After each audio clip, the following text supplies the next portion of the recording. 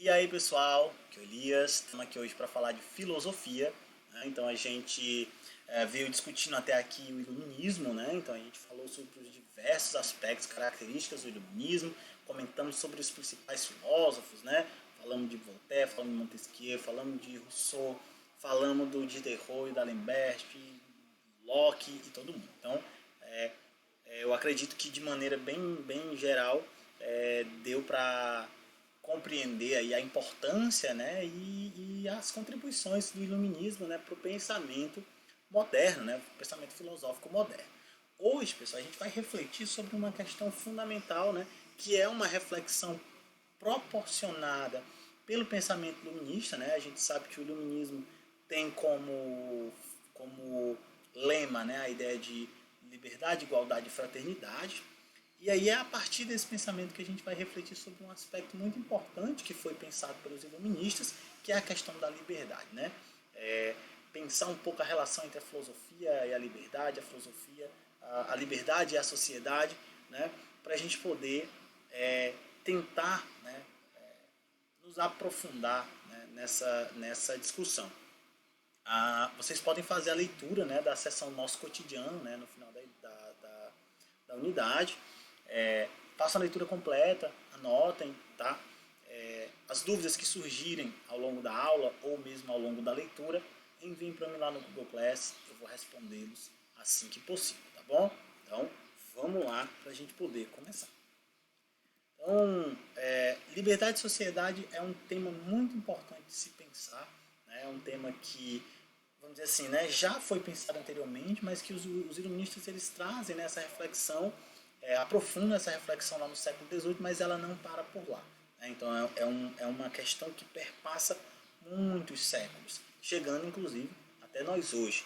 Então, vários pensadores do século XVIII, do XIX, do século XX e mesmo do século XXI pensam, né, refletem sobre essa questão, né, como é possível estabelecer uma relação entre a noção de liberdade e a vida em sociedade. Então, é a partir disso que a gente vai refletir.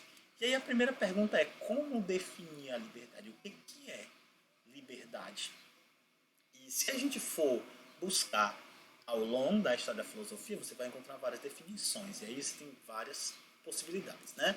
A priori, né, liberdade, né, que vem do latim, né, libertas, que quer dizer condição de pessoa livre. Então, a liberdade efetivamente é a condição no qual a pessoa é livre para fazer, né, escolhas, para agir e tudo mais. Então, essa é uma definição bem geral, né?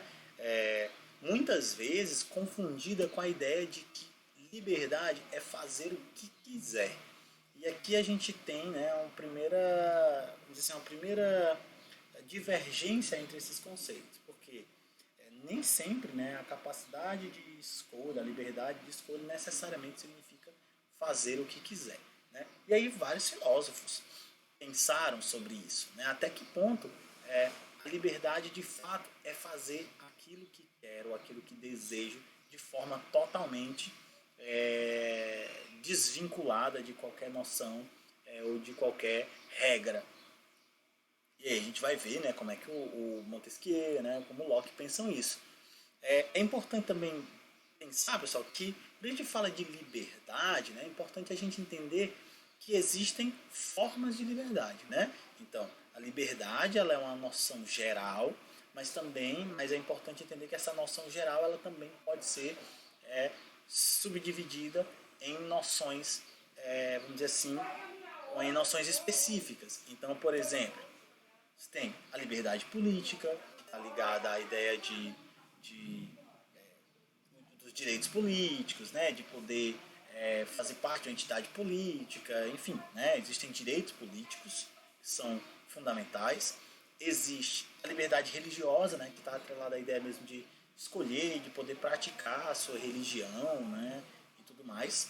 A liberdade de expressão, né, que é a possibilidade de comunicar aquilo que se pensa. Quer dizer, eu posso falar, né, criticar, opinar, isso faz parte desse modelo de liberdade. E a liberdade de pensamento, né, que é aquela que me permite absorver, pensar, refletir sobre os diversos aspectos que existam, né? E aí, por aí vai, né? Então, existem muitas formas de liberdade. Claro que, como eu falei, todas elas podem ser sintetizadas num conceito mais geral, que é liberdade, de maneira bem ampla, né? Uma liberdade mais plena. E aqui a gente vai trazer algumas questões que justamente colocam em oposição, de certa forma, essa questão que é como é possível, então, manter a liberdade, essa noção ampla de liberdade, na vida em sociedade, quando nós vivemos uns com os outros. Né? Por quê?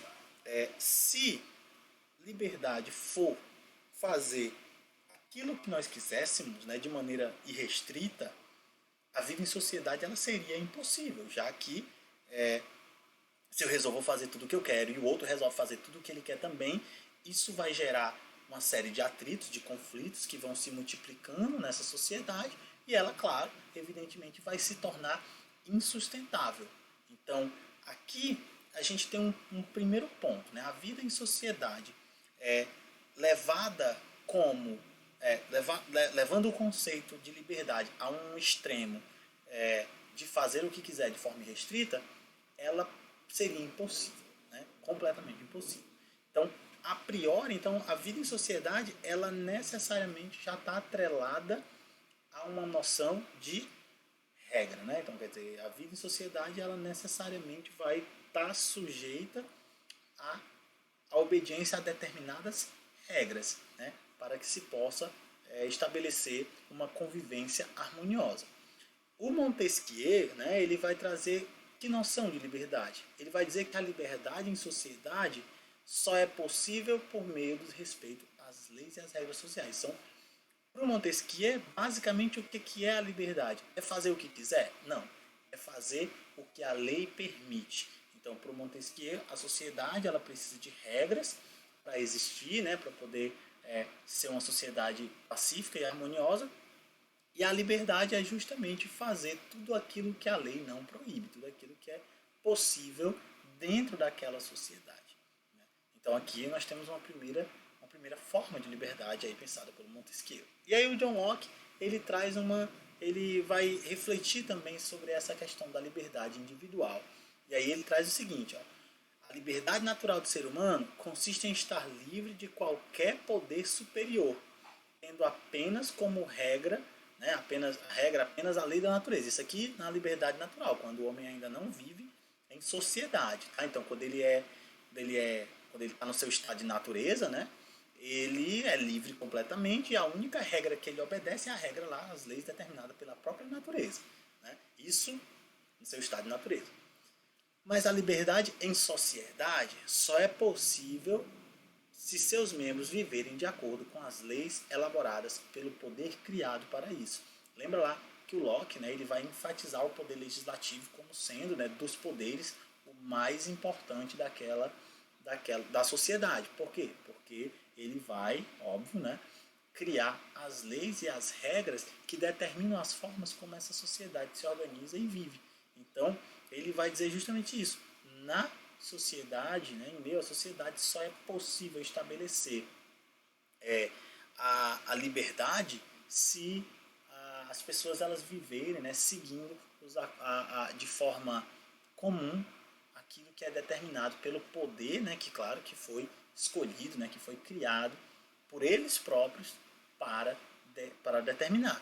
Né? Então, tanto que aqui a gente tem uma citação do Locke aí, que é bem interessante. Ele coloca assim, a liberdade do homem na sociedade não deve estar edificada sobre qualquer poder legislativo, exceto aquele estabelecido por consentimento na sociedade civil. Então, qualquer um outro poder que busque implantar regras e leis e tudo mais, que não seja escolhido, né, estabelecido pelo consenso entre os cidadãos, ele não deve ser obedecido na concepção dele.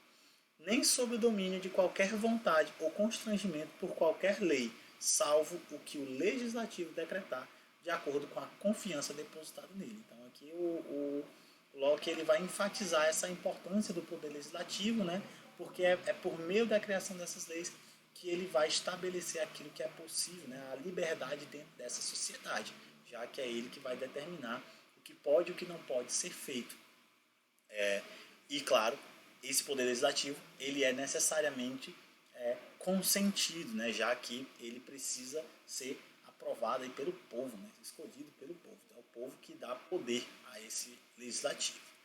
E aí a gente pensa também, né, o pensamento de Rousseau. Né? Rousseau também pensou a questão da liberdade em sociedade. E aí o Rousseau, o Locke também, né, vai propor justamente o quê? Que a sociedade, né, a liberdade, o direito à liberdade, ele só é possível dentro de uma sociedade no qual é possível estabelecer um contrato, né, um acordo, um contrato social no qual se garantem, né, os diversos direitos.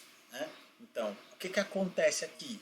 Abre-se mão daquela liberdade natural, que seria uma liberdade plena, onde seria possível fazer tudo aquilo que estava definido, né, como o próprio Locke coloca, né, na liberdade natural, o homem poderia fazer qualquer coisa, e a única limitação dele é aquela que a própria natureza impõe. Né? Mas na sociedade civil é preciso que os indivíduos eles abram mão dessa liberdade natural, né, essa liberdade natural de poder fazer qualquer coisa. Né? E por que ele abriria mão dessa possibilidade de fazer qualquer coisa? Para garantir a segurança, né, da vida em sociedade, né, de forma que, ao abrir mão da sua liberdade, ele garante aquela liberdade civil e, ao mesmo tempo, garante a dos outros. E assim é possível viver de forma mais segura nessa sociedade. Né? Já que se todos pudessem fazer o que quisessem, como a gente já viu, essa sociedade ela não conseguiria, né, se estabelecer, e aí ela se dissociaria. Né? Na natureza, né, a vida estaria sempre em risco. Né?